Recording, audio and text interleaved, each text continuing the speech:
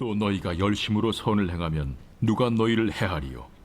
그러나 의를 위하여 고난을 받으면 복 있는 자니 그들이 두려워하는 것을 두려워하지 말며 근심하지 말고 너희 마음에 그리스도를 주로 삼아 거룩하게 하고 너희 속에 있는 소망에 관한 이유를 묻는 자에게는 대답할 것을 항상 준비하되 온유와 두려움으로 하고 선한 양심을 가지라.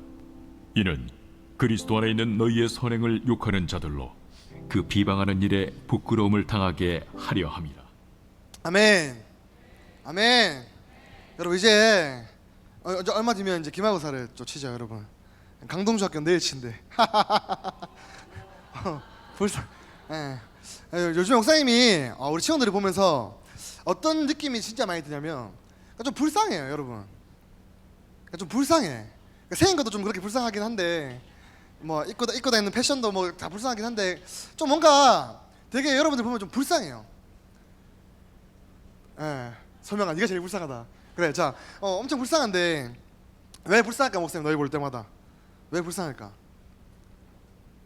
왜 불쌍할까? 그러니까 뭔가 다들 지금 막 순간순간이 너무 막 힘든 거야. 안 힘든 사람이 한 명도 없어. 만나서 신방을 해보고 이야기를 해보면 다 너무 힘들어. 근데 목사님이 이야기를 들어도 진짜 힘들 것 같아. 그리고 내가 막 위로를 해줄 수가 없는 거야. 나는 엄마랑 싸우면 집 나갔거든. 근데 내가 걔한테 야, 집 나가라 하실 수도 없고, 학교 친구 관계 때문에 힘들어하는데 야, 패면 되지 하는데 막 패를 할 수도 없고. 그래서 목사님이 지금 뭔가 막 위로를 주고 싶은데 내 경험으로 위로를 주기가 너무 힘든 거예요. 그러니까 어제도 막 비가 엄청나게 많이 와가지고 누가 이제 목사님 좀 집에 데려주세요 해가지고 되게 위로를 주고 싶었던 친구여가지고 가자 해가지고 같이 가면서 40분 동안 목사님 운전을 하면서 갔는데 제가 해주고 싶은 이야기가 엄청 많았는데 목사님이 뭔가 이 친구한테 해주고 싶은 이야기가 너무 많았는데 이 말이 걔한테 위로가 될까라는 생각이 엄청 많이 든 거예요. 왜냐면 나한테는 사실은 엄청 사소한 일일 수도 있고 그렇게 막 힘들지 않게 느껴지는 일일 수도 있는데 걔한테는 진짜 어쩌면은 인생을 걸 만큼 진짜로 막 나의 어떤 정말 인생에서 가장 큰 힘든 일일 수도 있는데 이 아이가 100만큼 힘들면 목사님도 100만큼 위로를 주고 싶은데 내가 준비한 위로가 한 50밖에 안 되는 것 같은 거예요, 이 친구에게. 목사님이 저 위로의 말을 이만큼 준비했다가 한마디도 안 하고 가면서 야, 비 온다 창문 봐라 하고 찬양만 틀어줬어. 목사님이 야, 비 온다 창문 봐라, 한 주 동안 엄청 묵상했던 찬양만 막 틀어줬어요. 그러니까 되게 막 불쌍한데 목사님도 도와줄 수도 없고 뭔가 각자가 매일이 그냥 너무 버거운 것 같은 거예요. 여러분들의 삶이 막 너무 막 버거운 것 같은 거예요. 그래서 되게 불쌍해. 진짜 좀 불쌍해, 여러분. 근데 내가 제일 불쌍하고 근데 여러분 되게 막 엄청 불쌍해요. 그러니까 막 지금 시험기 아니야, 시험기가. 그래서 어제도 누가 이렇게 사진 찍어서 막 SNS에 올렸길래 내가 네 아침부터 이렇게 깔끔하게 하고 어디 가냐? 그러니까 데이트를 간대요. 오! 무슨 데이트? 그러니까 공부랑 데이트하러 가요, 이렇게. 3개월마다 한 번씩 만나 남자친구 여자친구 있잖아, 공부. 이렇게 막 이제 막 시험 기간도 다가오고 막 내 안에 여러 가지 문제들도 많고 말하지 못하는 삶의 무게들이 너무 무겁고 이상하게 그냥 하루 정도만큼이라도 행복해지고 싶고 막 즐거워지고 싶은데 우리 삶에는 늘 그런 행복한 일이 막 일어나지 않는 것 같은 거예요. 이 문제가 해결되면은 다 괜찮을 것 같은데 또 다른 문제가 막 생기고 이제 어느 정도면 이제 해결되겠지 싶은데 여전히 해결되지 않는 문제들이 너무나 많고, 그러니까 하나님을 잘 섬기고 하나님을 진짜 사랑하는 우리 엄마 아빠인데 왜 이런 일이 생기는지 이해할 수 없는 일들이 막 일어나게 되고, 그러니까 어떻게 하나님이 이럴 수가 있지라는 생각이 들 만큼 우리 삶 가운데는 고통과 어려움이 너무나 많다라는 거예요, 여러분. 이런 삶을 도대체 어떻게 살아나가야 될까, 이런 막 고민을 목사님이 막 했습니다. 사실 냉정하게 우리의 어떤 삶의 모습을 객관적인 입장에서 딱 바라봤을 때 눈에 보여지는 모습이 내 친구들과 내가 크게 달라요, 여러분. 그러니까 냉정하게 우리가 학교 현장에 딱 갔을 때 똑같은 교복을 입고 똑같은 체육복을 입고 똑같은 수업을 입고 막 그러니까 일과가 다 똑같아. 모두가 다 똑같은 시험을 준비하고 다 똑같이 생활하고 있잖아요. 그 생활 속에서 나는 얼만큼 내 주변에 있는 친구들과 다르게 살아가고 있어요, 여러분. 똑같이 시험 때문에 힘들어하고 점수 때문에 좌절하는 게 우리의 모습이라는 거예요. 그러니까 하나님을 모르는 친구들과 나에게는 믿음이라는 진짜 결정적인 큰 차이가 존재하는데, 그 차이가 존재함에도 불구하고 딱 구별되지가 않는 거야. 오히려 내 삶이 더 버거워 보여. 하나님 모르는 친구들은 너무 즐겁고 행복하게 그냥 뭐 편하게 살아가는 것 같은데, 이 믿음이라는 게 내 안에 들어오면서 진짜 이 믿음이 나와 다른 친구들을 구별해주는 유일한 하나의 방편인데, 이 믿음 때문에 더더욱 내 삶이 막 고통스러운 것 같고 막 억울할 때도 많고 답답할 때도 참 많은 것 같이 느껴집니다. 그리고 우리는 이 믿음을 가지고 있다라고 말하면서도 우리의 겉모습과 배우는 것뿐만 아니라 사실 학교에서도 내 친구들과 크게 행동이 다르지 않잖아요, 여러분. 같이 짜증나면 뭐 욕하기도 하고 뭐 같이 뭐 똑같아. 사실은 내가 믿음이 있다라고 말하지만 내 행동도 크게 뭐 내 친구들과 다르지 않잖아요. 그것도 거기에서 오는 내 안의 어떤 양심의 찔림과 내 모습을 보면서 무너지는 것들을 많이 경험하면서 살아가고 있지 않습니까? 여러분 혹시 뭐 살면서 자랑할 만한 착한 일 해본 적 있어요, 여러분? 자랑할 만한 착한 일. 뭐 이거는 내가 누구보다도 잘했다. 뭐 자랑할 만한 착한 일 있어요, 여러분? 진짜 없나? 이거는 내가 진짜 잘했다. 이것만큼은 내가 자부할 수 있는 착한 일. 하상아 뭐 없나? 그럼 안 되는데 지금 뭐가 나와야지 내가 얘기를 이해할 수 있는데. 뭐 하나만 던져주면 안 되나?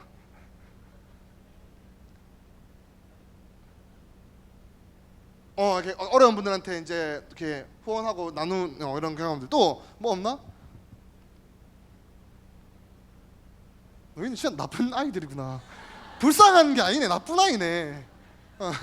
목사님도 진짜 자랑할 만한 착한 일 하나 해서 우리 교회 와가지고, 목사님이 이제 우리 딱 중1 친구들하고 진짜 딱 친해지게 된 계기가 있거든. 계기가 이제 소년부는 이제 제자 훈련을 딱 하면 비전 트립이라는 걸 딱 떠나요.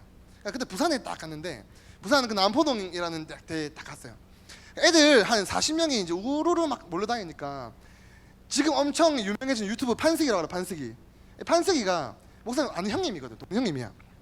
가지고 판석이가 애들한테 이제 막 욕도 하고 막 소만성 목사님한테 막 시비 걸러 하고 막 그러는 거야. 목사님 참을 수 있겠어 없겠어? 없지. 그냥 그 목사님한테 판석한테 가가지고 창문 내리고 형님 이러면서 인사를 딱 하고, 애들이 있으니까 이제 가라고. 니 뭐하노? 그래. 애들 데리고 와서 뭐 합니다 하니까는 그 판석이 가더라고. 그 목사님이 지켜줬단 말이야, 이 아이들을. 그때부터 되게 나를 약간 존경의 눈빛으로 쳐다보더라고. 맞지 하나야? 하임아 멋있었지 그래도, 맞지? 나 하임이 막 욕 먹고 울고 있는데 가가지고 형 그냥 가서 이러면서 내가 인사하고 딱 하니까 가더라고. 목사님 지켜줬지. 목사님 지금 대형교회 유일한 자랑거리 1. 나쁜 그 조폭 그 지방생으로부터 우리 친구들 지켜준 거. 목사님 착한 일. 목사님도 착한 일 막 했지. 여러분 근데 내가 자부할 수 있는 착한 일은 막 이 정도 수준밖에 안 되는 거예요, 여러분. 뭐 어려운 사람 도와주고 뭐 약한 친구 도와주고 이 정도밖에 안 된다라는 거죠. 근데 성경은요 우리에게 선한 일, 착한 일에 대해서 다르게 설명해 주고 있습니다, 여러분. 우리 베드로전서 1장 15절 말씀을 함께 읽겠습니다. 시작.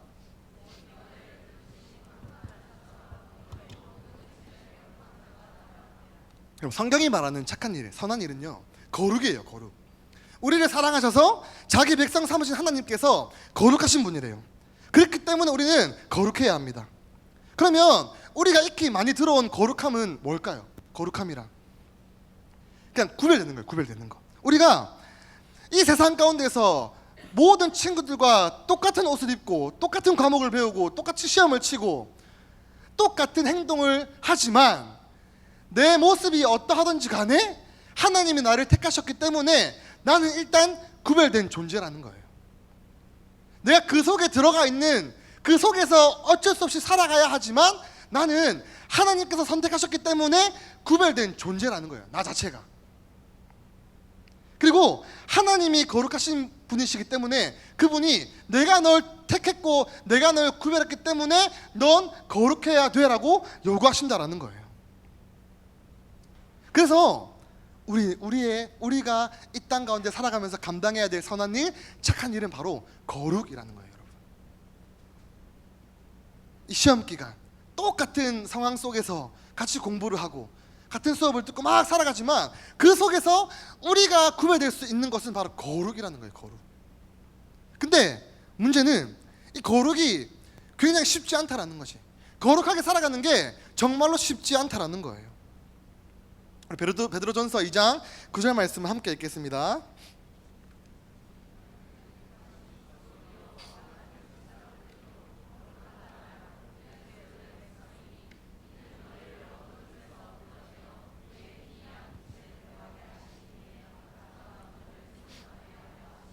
아멘. 여러분, 하나님께서는 우리를 택하셔서 왕같은 제사장으로 불러주셨다고 말하고 있습니다.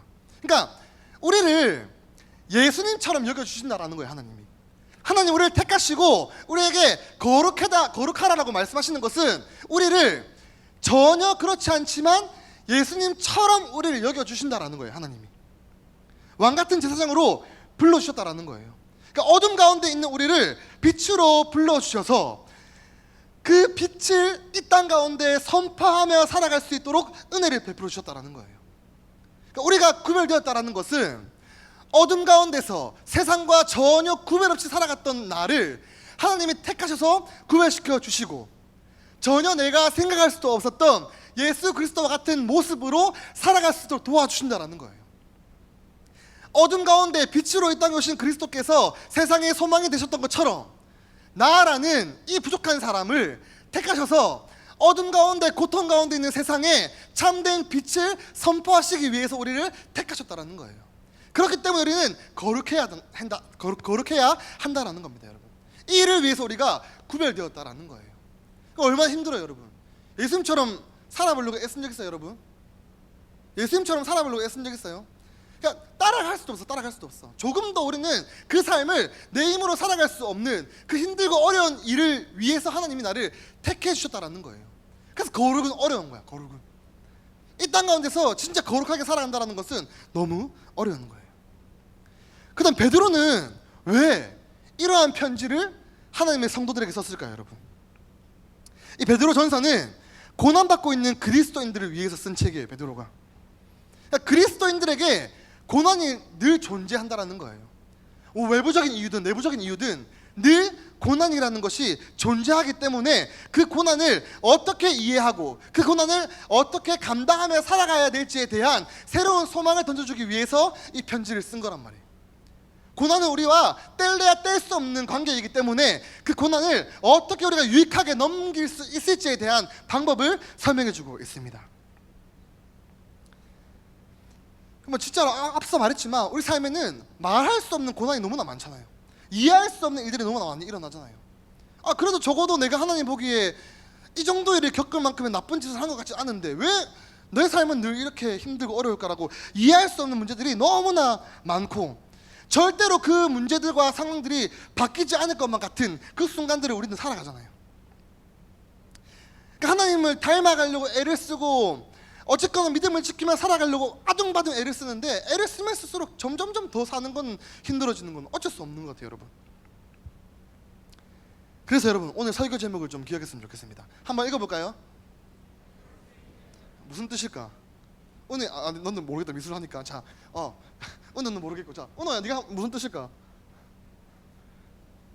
뭘 말하지 마. 아무것도 말하지 말라고. 니는 아무것도 하지 마라. 자 여러분 내가 봤을 때 절대란 말을 하지 말라는 거예요, 여러분. 불가능은 없다는 다 된다라는 거지. 절대란 말을 하지 말라는 거예요, 여러분. 우리의 절대는요 내 상황이 아닌 거예요. 우리의 절대는 내 모습이 아닌 거예요. 우리의 절대는 내 환경이 아닌 거예요. 우리의 절대는 바로 하나님 아버지라는 거예요. 그분이 나를 택하시고 나에게 지금의 시간을 살아가도록 허락하셨기 때문에 우리는 절대의 기준을 하나님께 두고 살아가야 한다는 거예요. 그래서 하나님이 나와 함께 하시면 모든 일이 일어날 수 있다. 지금의 나는 답도 없어 보이고 이 고난이 안 사라질 것 같고 문제는 늘 존재할 것 같지만 좀 보이지 않는 터널을 건너가고 있는 것 같지만 이 상황은 절대가 아니다라는 걸 깨달아야 되는 거예요. 나의 이 상황은 절대가 아니야. 나의 절대는 하나님 아버지야. 나를 거룩하게 택하시고 구별하시고 나를 이끌어 가시는 그 하나님을 바라보는 믿음으로 살아가는 그 삶이 우리가 마땅히 살아가야 될 삶의 모습이라는 거예요, 여러분. 하나님이 나와 함께 하시면 모든 일이 일어날 수 있습니다. 우리 베드로전서 2장 21절을 함께 읽겠습니다. 시작.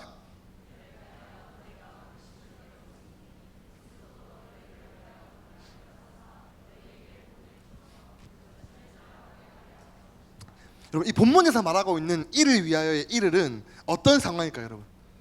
이 본문에서 말하고 있는 이를은 어떤 상황일까요? 뭐냐면 하나님이 기뻐하시는 삶을 살 때 고난이 반드시 찾아온다라는 거예요. 야, 하나님이 기뻐하시는 삶을 살 때 고난이 반드시 찾아오는데 그럼에도 너희는 부르심을 입었으니 견디라는 거예요. 왜? 그리스도도 너희를 위하여 고난을 받으심으로 너희에게 본을 보여주셨기 때문이야 라고 말씀하고 있는 겁니다. 그러니까 하나님을 기뻐하시는 삶을 살 때 고난이 자꾸 찾아오는데 이 고난의 상황을 참고 견디는 것이 하나님이 보시기에 기뻐하실 만한 일이라는 거예요, 여러분. 근데 이 기뻐하실 만한 일을 예수 그리스도께서 먼저 우리를 위해서 본을 보여주셨다라는 거예요. 어떻게 고난을 감당해야 하는지, 이 고난을 어떻게 통과해야 되는지, 고난을 어떻게 하나님과 함께 헤쳐나가야 하는지를 본으로 보여줬기 때문에 우리 또한 넉넉히 그 고난에 동참할 수 있음을 알려주고 있는 겁니다, 여러분. 예수 그리스도께서 우리를 위해서 이 땅에 오셔서 그 고난을 다 감당하시고 본을 보여주신 이유는 한 가지예요. 우리를 사랑하시기 때문에. 목사님은 그 친구의 아픔을 제대로 공감해 줄 수 없어. 나였으면 그냥 야, 한 며칠 집 나갔다 다시 들어가라 할 것 같아. 근데 그게 그에겐 최고의 정답이 아닌 거예요, 여러분. 근데 예수님은 그 아이의 고통과 고민에 대한 그 가장 적합한 답을 알고 계시는 분이시기 때문에 가장 최고의 위로를 줄 수 있는 분이라는 거예요. 그래서 그분이 나를 위해서 고난을 받으신 거예요. 야, 힘들지? 나 너 고난 다 알아. 나도 다 겪어봤어. 괜찮아 하면서 우리에게 위로를 주신다라는 거예요. 그 일을 위해서 우리에게 본을 보여주셨음을 계속해서 알려주고 있는 것입니다. 우리의 고난을 이해하시고 우리를 불쌍히 여기셨기 때문에 그 고난을 이길 수 있는 새 힘을 공급해 주시는 거예요. 그래서 이 절망과 고난 가운데 우리의 유일한 소망은 바로 예수 그리스도라는 거예요. 그렇다면 이 고난의 세상 속에서 예수 그리스도를 주로 고백하며 살아가는 우리 신자들, 성도들은 어떻게 살아가야 될까요, 여러분? 그러니까 예수 그리스도가 소망이시고 그분이 본을 보여주셨는데 그분과 함께 고난을 감당하며 살아가는 삶이 어떤 삶이냐는 거예요, 여러분. 고통의 원인은 여러 가지예요. 어떤 외부적인 요인일 수도 있고요, 내부적인 요인일 수도 있습니다. 우리 삶에서 여러 가지 겪는 고통들에게는 다 원인이 있어요, 여러분. 이번 주에 이제 다음 주 월요일에 시험을 치는 친구가 있어서 목사님이 이제 어제 막 전화를 했어요. 야, 시험 공부 잘 돼가냐? 마음이 불안해요. 왜? 공부를 안 했거든요. 안 했으니까 불안하지. 그런 거 있잖아. 막 공부를 안 했기 때문에 불안한 거야. 근데 시험 끝나고 나면 또 편해지겠지. 문제가 다 지나갔으니까. 어쨌든 이렇게 우리가 겪는 고통의 원인은 막 여러 가지가 있어요. 미리미리 공부를 하지 못했는데 늘 시험이고 기말이고. 맞지? 나은 화이팅? 자, 기말이고. 생각 없이 막 맛있게 음식을 먹어서 소배가 맞지? 지금 뭐 때문에 고난받고 있어 지금 너? 소영아, 뭐 때문에 막 생각 없이 막 먹었잖아. 어제 지난주도 마라탕 먹고 막 선배 목사님한테 막 마라탕 사주세요, 탕으로도 사주세요 하면서 막 탕탕탕 걸었잖아. 너가 다 사 먹었잖아. 어때 지금? 좋아? 나중에 살 빼다 고생할 거란 말이야. 자, 우리가 지금 막 겪는 고통은 막 나의 어떠함 때문에 오는 고통도 있습니다. 근데 이유 없이 찾아오는 고통도 너무 많은 거예요, 여러분. 우리가 합법적으로 도덕적으로 법을 잘 지키며 살아가면 고난이 없을까요, 여러분?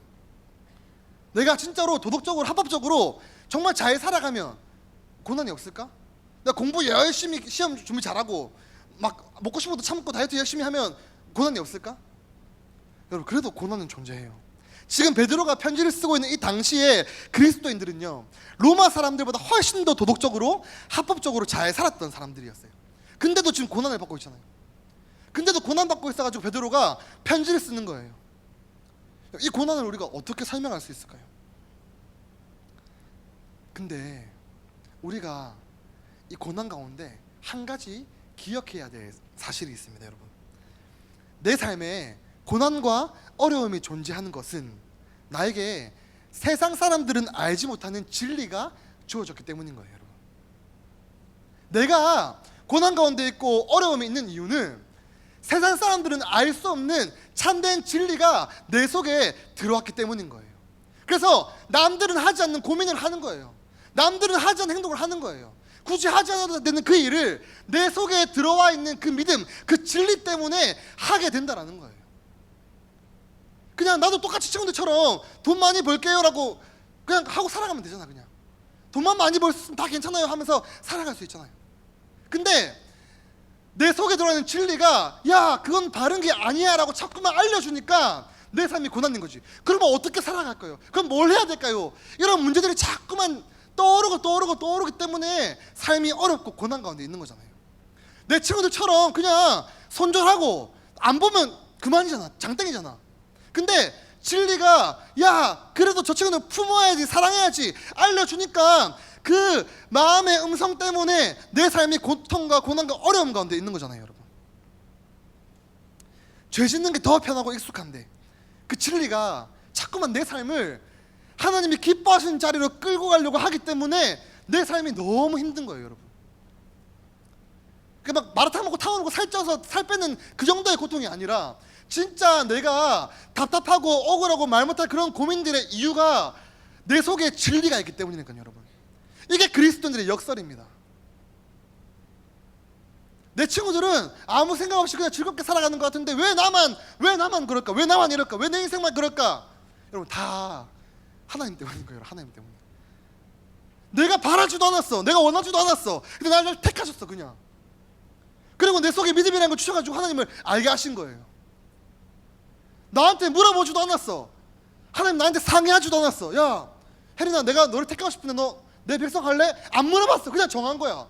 내가 하고 싶다는 말도 안 했는데 나랑 아무런 상의 없이 그냥 일방적으로 그냥 주어진 거예요. 여러분, 그래 놓고 자꾸만 똑바로 살아가라고 하니까 내 삶이 너무 힘든 거예요. 여러분, 그 진리 그것 때문에.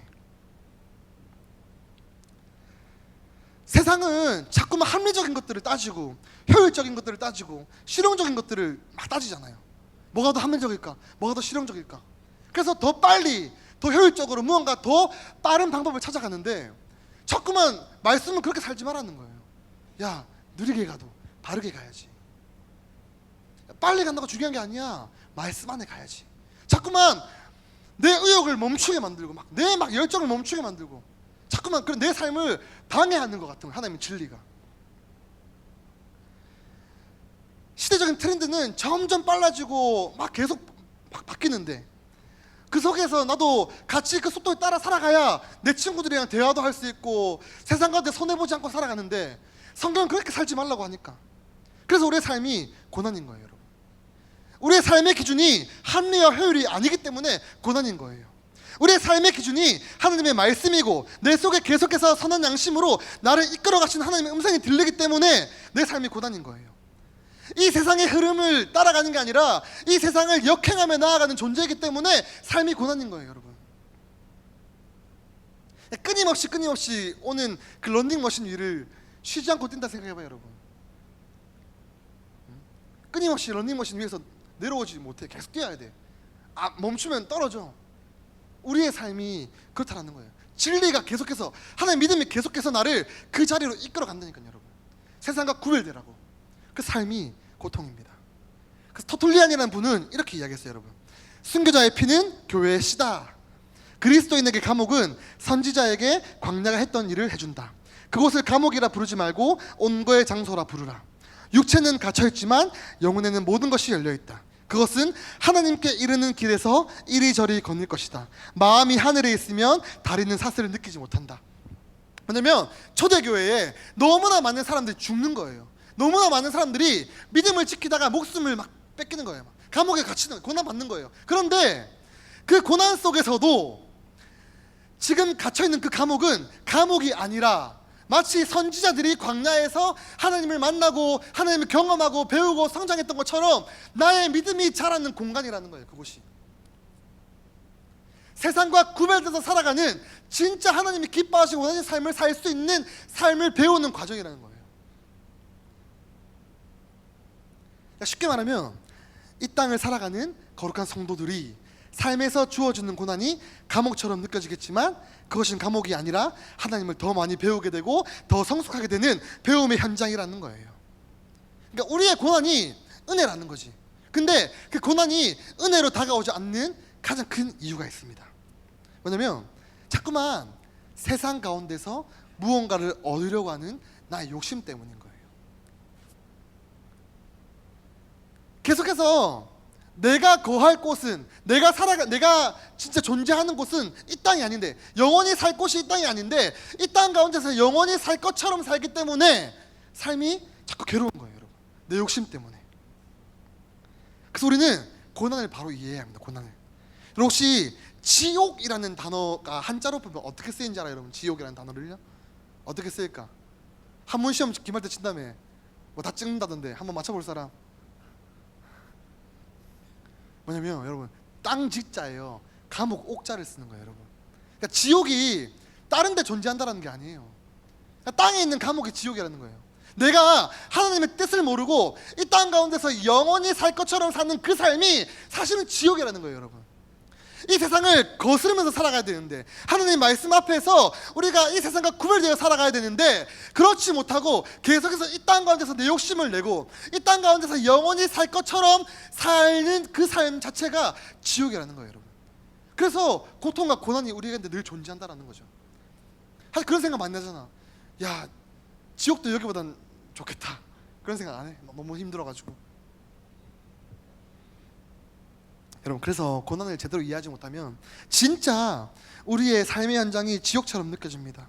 그러나 고난을 바로 이해할 때 우리는 이 땅에서 진정한 은혜를 누리며 살아갈 수가 있습니다. 오늘 두 가지로 짧게 이 고난에 대해서 함께 살펴볼 텐데요, 여러분 우리가 고난을 통해 반드시 배우는 것이 있습니다. 첫째, 함께 읽겠습니다. 다시 한번 더 읽게요. 시작. 본문 14절을 다 함께 읽겠습니다. 시작.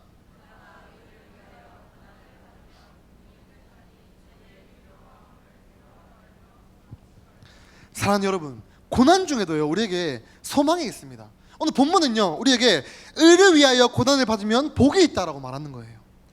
우리의 고난의 이유가 목사님 뭐라고 했어요? 이 시대를 거스르기 때문에 고난이라고 한 거예요. 이 시대랑 반대로 살아가기 때문에 내가 저항하는 힘이 너무 커서 그 삶이 고난처럼 느껴지는 거예요, 여러분. 예수님을 거부하고 진리를 거부하는 이 시대 속에서 진짜 진리를 따르며 살아가기 때문에 고난이 존재하는 겁니다. 이 삶을 우리를 위해서 먼저 사신 분이 계셨습니다. 그분은 바로 예수 그리스도시죠. 목사님이 이 14절 본문을 보면서 떠오르는 성경 구절이 하나 있었어요, 여러분. 의를 위하여 고난을 받으면 복이 있다. 이걸 누군가 옛날 했던 말이거든요. 우리 마태복음 5장 10절 함께 읽겠습니다. 시작.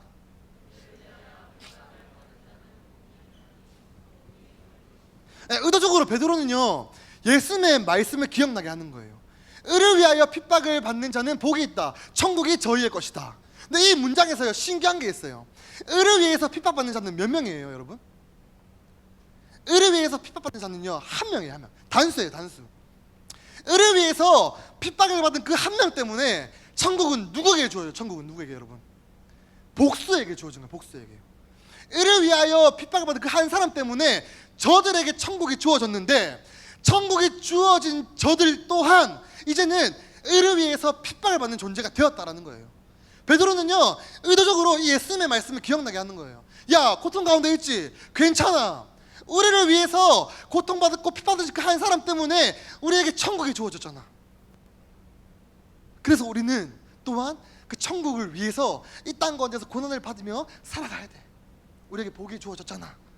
이 사실을 기억나게 한다는 것입니다. 여러분 예수님께서 십자가 위에서 이루신 것을 의라고 말해요. 의. 이것은 헬라어로 디카이 오시네라고 말하는데 죄 있는 자를 죄 없다 해버린다는 거예요. 그러니까 죄인을 완전히 구원하신 그 하나님의 사역을 의라고 말하는 거예요. 이제는 천국을 사는, 선물로 천국을 받은 그 사람들 또한 그러한 삶을 마땅히 살아가야 함을 언급해주고 있다는 거예요. 한 사람 때문에 천국이 주어졌잖아, 너희에게.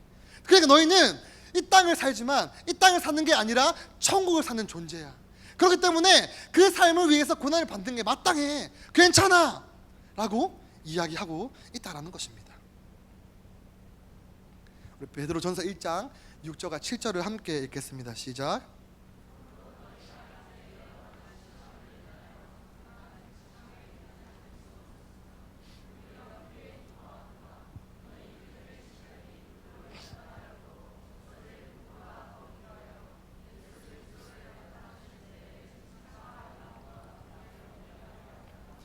여러분, 우리에게 천국이 소망으로 주어졌기 때문에 이제 우리가 이 땅에서 겪는 모든 고난은요, 이제 우리가 더 완전한 믿음을 소유하게 되는 훈련의 과정이 된다는 거예요.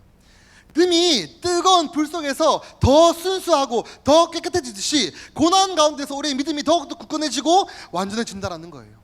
이 고난의 과정을 통과하면 하나님의 칭찬이 주어질 것이고, 예수 그리스도께서 영광스러우셨던 것처럼 우리 또한 영광과 존귀를 얻게 될 것을 기대하게 된다는 거예요. 앞서 말했지요.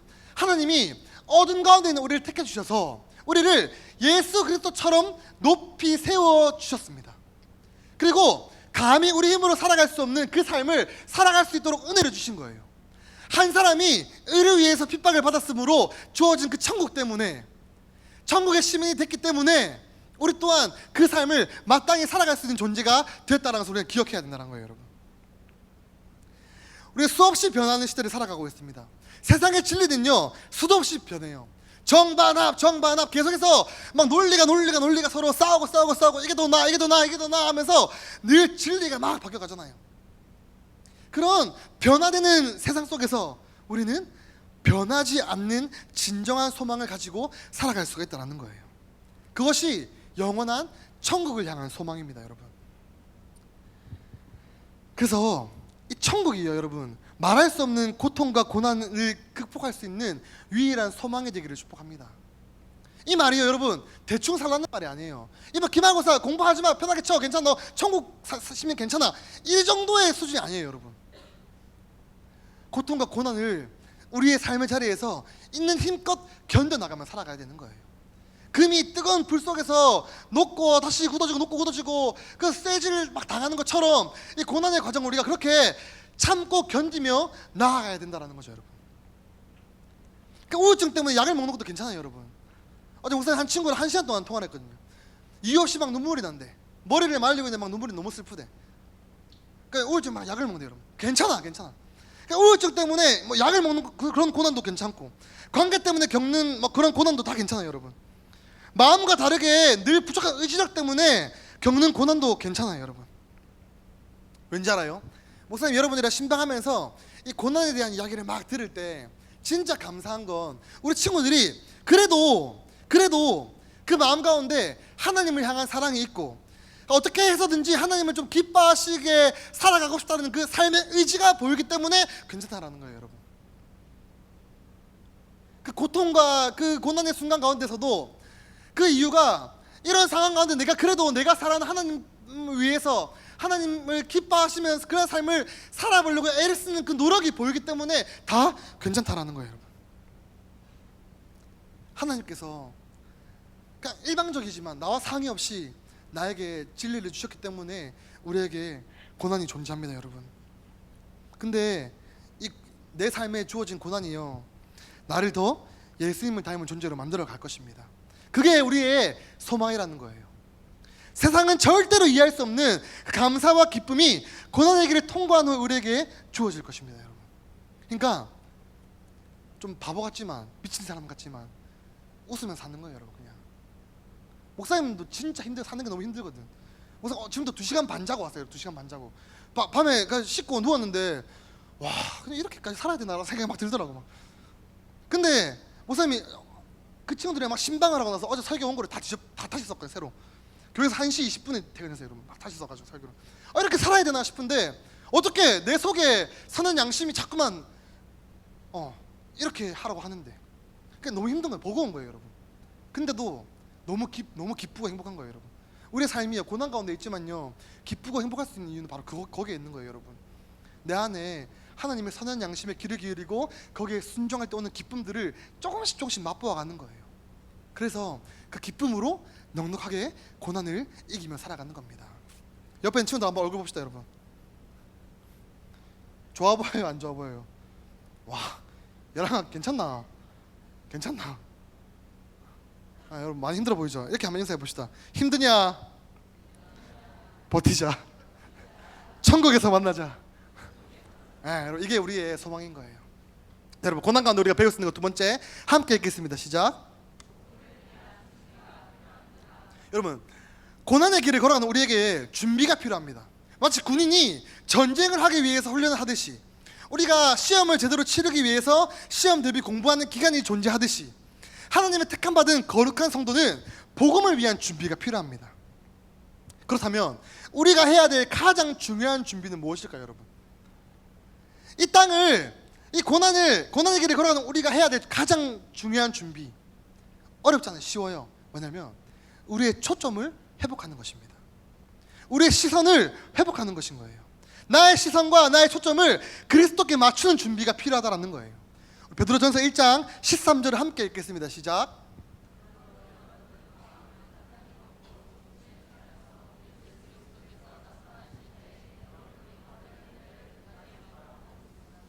여러분, 쉽다라고 말 안 해요. 야, 정신 차려, 마음 단단히 먹어, 이런 말 언제 들을까요, 여러분? 언제 들을까? 남자들은 군대 입대하기 전에 막 이런 거, 막 수능 치기 전에, 큰일 겪기 전에 막, 야, 마음 단단히 먹어, 이렇게 말하잖아요. 그만큼 우리가 걸어가야 될 고난의 길이 쉽지 않다는 거예요. 그래서 마음을 단단히 먹고 준비하라는 거예요. 정신을 똑바로 차리라는 거예요. 우리의 시선을 예수 그리스도께서 향해 들 때 우리는 끝까지 긴장의 끈을 놓치지 않을 수 있습니다. 근데 방심하는 순간 우리에게는 긴장의 끈이 놓이게 되고, 고난 가운데 낙심하고 힘든 그 상황 가운데 좌절해버리는 거예요. 그 고난 가운데서도 예수 그리스도를 바라보는 믿음의 시선이 필요한데, 그 시선을 놓치는 순간 그 고난에 매몰되어서 허우적거리며 살아갈 수밖에 없다라는 거예요, 여러분. 그 고난 뒤에 있을 영광과 존귀를 다 잊어버리는 거예요. 하나님 원망하고 불평하고 다시 정말 그 내가 원하지 않는 모습으로 돌아간다라는 거죠, 여러분. 그래서 우리의 시선을 바로 고정해야 합니다. 여러분, 이 베드로전서는 누가 썼을까요? 베드로전서 누가 썼을까? 하랑아, 이건 알겠지? 하랑아, 베드로전서 누가 썼을까? 누가 썼을까, 하랑아? 니 진짜 혹시 모르나? 베드로전서 누가 썼을까? 베드로, 와 힘들었다. 자, 베드로전서는요, 베드로가 썼어요. 베드로가. 지금 베드로가 여러분 초점을 하나님께 맞추라라고 말하고 있습니다. 이게 얼마나 의미 있는 메시지인지 압니까, 여러분? 그냥 베드로는요 실패한 사람이거든요. 자신의 경험을 토대로 지금 이야기하고 있는 거예요. 야, 고난 가운데 있어, 괜찮아, 시선을 주님께 맞춰, 초점을 주님께 맞춰 라고 이야기하고 있는데, 나는 그러지 못했거든이라는 이 자신의 경험이 담겨있다는 거예요, 여러분. 그는요 자신만만했다가 실패한 사람이었습니다. 예수님을 절대로 배신하지 않겠다라고 말해놓고 3번이나 부인했습니다. 심지어 그냥 부인한 것도 아니고 저주하며 욕을 했대요. 그러니까 나이 어린 작은 소녀가 저 사람도 예수님 제자 같은데요 라는 그 작은 한마디 때문에 마음이 불안해져가지고 예수님을 부인했던 그 사람이 바로 베드로라는 거예요, 여러분. 그가 하나님께 시선을 맞추지 못함으로 느꼈던 수치와 부끄러움이 있는 거예요. 자기 삶의 경험으로. 그게 의미가 있는 거예요, 여러분. 베드로가, 야, 나도 시선 놓친 적 있어. 나도 예수님 부인한 적 있어. 나도 하나님께 시선 놓치니까 안 되더라. 그러니까 마음을 좀 단단히 먹자고, 얘들아. 정신 차리자고. 끝까지 주를 향한 시선을 놓치지 말자라고 이야기하는 거예요. 내가 해봤잖아. 너희 나 알잖아. 나 얼마나 부끄러운 놈이야. 나 얼마나 창피한 놈이야. 나 예수님 3번 부인했잖아. 내가 절대로 부인하지 않겠다 말했지만 나 부인했잖아. 나 그런 놈이잖아. 그러니까 우리가 나와봐서라도 얘들아, 우리 시선을 놓치지 말자. 마음 단단히 먹자. 이렇게 이야기한다라는 거예요. 그리고 베드로는 대답할 것을 준비하라고 말합니다, 여러분. 여기서 대답하다라는 단어는요, 변증하다, 변화하다라는 뜻인 거예요. 그러니까 지금 자신이 고난받고 있는 사람들에게 대답을 주는 것처럼 너희 또한 지금 너희가 겪고 있는 것들에 대한 이유를 설명할 수 있는 설명을 준비해라 라는 거예요. 마치 이랬는데 요랬다가 요래됐습니다 막 그러잖아. 베드로가 예수님 부인했다가 다시 회개했다가 이제 전하는 이런 것처럼 무언가를 준비하라는 거예요. 나의 삶을 통해서 사람들에게 내가 믿는 진리를 전할 이야기들을 준비하라는 거예요. 삶으로 하나님의 사랑을 경험해야 된다는 거예요. 나라는 한 사람의 인생 가운데 찾아오셔서 나를 완전히 변화시키신 그 하나님의 은혜를 누군가에게 설명할 수 있도록 준비하라는 거예요.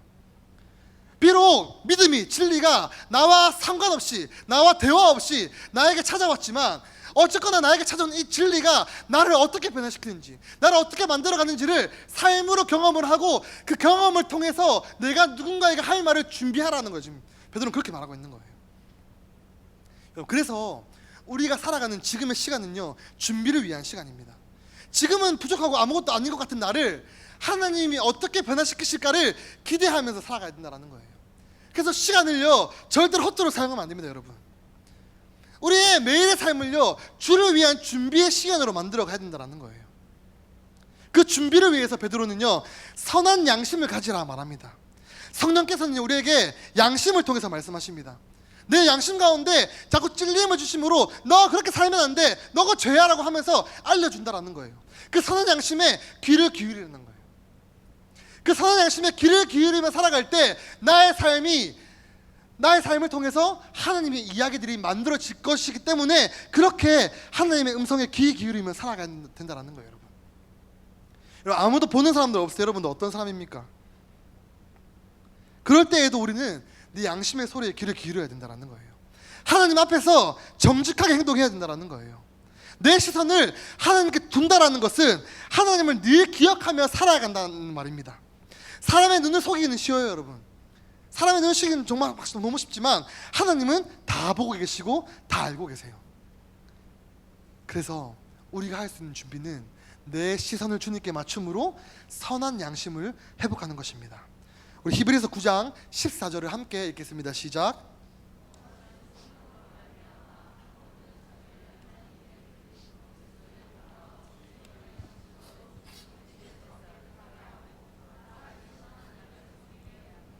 아멘. 사랑하는 여러분, 예수 그리스도의 십자가의 은혜와 사랑은요, 너무나 강력한 힘을 가지고 있습니다. 나라는 한 사람을요, 완전히 변화시키고도 남을 만큼 강력한 힘을 가지고 있습니다. 여러분들이 목사님의 삶을 다 모르잖아요. 내가 얼마나 추하고 더럽고 나쁘게 살았는지 여러분 모르잖아요, 여러분. 근데 그러니까 목사님의 과거는 그 판세기도 함부로 못할 만큼 나쁜 사람이었다니까, 여러분. 아무한테나 가서 막 똥 싸고 트름하고 욕하는 그런 판세기도 목사님한테는 아무 말도 못해. 그냥 보고 그냥. 목사님 그렇게 막 험하게 살았는데 그런 나라는 사람도 단번에 변화시키신 만큼 그리스도의 십자가의 은혜와 사랑은 강력한 힘을 가지고 있다는 거예요, 여러분. 그 사랑을요, 삶의 자리에서 느끼는 모두가 되기를 축복합니다. 선한 양심에 귀를 기울이고 정직하게 살아가며 하나님의 때를 준비하는 하나님의 사람들이 되시기를 예수님의 이름으로 축복합니다. 말씀을 정리하겠습니다. 짧은 영상 하나 보겠습니다. 소리도 좀 틀어주세요.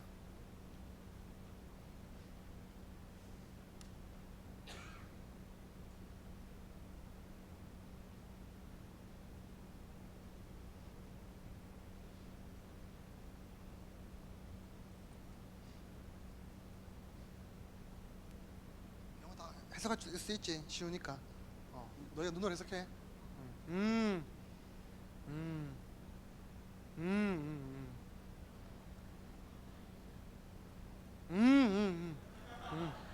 그치. 자, 네, 넘겨주세요 그냥. 네. 자, 여러분, 지금 어떤 상황일까요, 이 사람이 지금? 자, 맨날 영어 공부한다고 영어 펴놓는 은호야. 어떤 내용일까, 이 내용이? 이제 말할 수 있다, 말해라. 이제 말할 수 있다. 어떤 내용일까? 목사님이 바로 직독직해줄게. 자, 어떤 모델이 너무 당당하게 막 걸어오는 거예요. 정말 멋있게 막 걸어오는 거예요. 그래서 인터뷰하는 사람이 물어봐요. 당신의 당당함의 근원이 뭐예요? 당신이 뭐 때문에 이렇게 당당할 수 있습니까? 라고 물어봤는데 이 모델이요, 의외의 대답합니다. 뭐라고 대답할까요? 예수 그리스도라고 말하는 거예요. 자기의 당당함의 근원이 예수 그리스도래요. 그리고 자기가 예수 그리스도 때문에 당당할 수 있는 이유는 나에게 주어진 믿음 때문이라고 말하고 있는 겁니다, 여러분. 이게 지금 베드로가 이 사람들에게 이야기하고 있는 준비하라는 거예요. 누군가에게 내가 경험한 것들을 말할 수 있는 준비하라는 게 바로 준비가 저런 거예요, 여러분. 한 모델이 자기의 삶을 다 설명할 수 없지만 그 당당한 모습 하나로 누군가에게 복음을 전하듯이 우리가 그 사람의 삶을 다 이해할 수 없지만 그 한마디로 이 사람이 어떤 삶을 살아왔는지를 느낄 수 있잖아요, 여러분. 그런 준비하라는 거예요. 우리에게 고난이 주어진 것은 바로 그것 때문입니다, 여러분. 나라는 한 사람의 이야기를 통해서 세상 가운데 예수 그리스도가 어떤 분인지를 설명하고 전파하기 위해서, 그 삶을 위해서 내 삶 가운데 고난이 존재하는 거예요. 남들처럼 비록 편하게 살 수 없고 쉽게 살 수 없지만 내 삶이 힘들고 어려운 것은 그 삶의 스토리를 통해서 누군가에게 복음을 전하는 그 일을 위해서 주님이 나에게 허락하신 시간이라는 거예요, 여러분. 그래서 이 시간들을 우리는 지혜롭게, 즐겁게, 감사하게 보낼 수가 있습니다.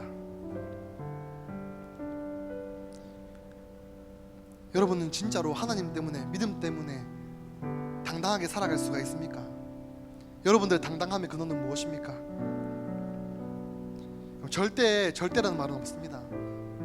지금의 나라도 그리스도의 십자가의 은혜와 사랑이 임하면요 완전히 변화될 수 있습니다. 내 의지가 약해요? 아니요, 강해질 수 있어요. 목사님 의지가 진짜 약한 사람이었거든. 근데 지금은 남들이 말릴 만큼 의지가 엄청 충만한 사람이 된 거예요. 왜?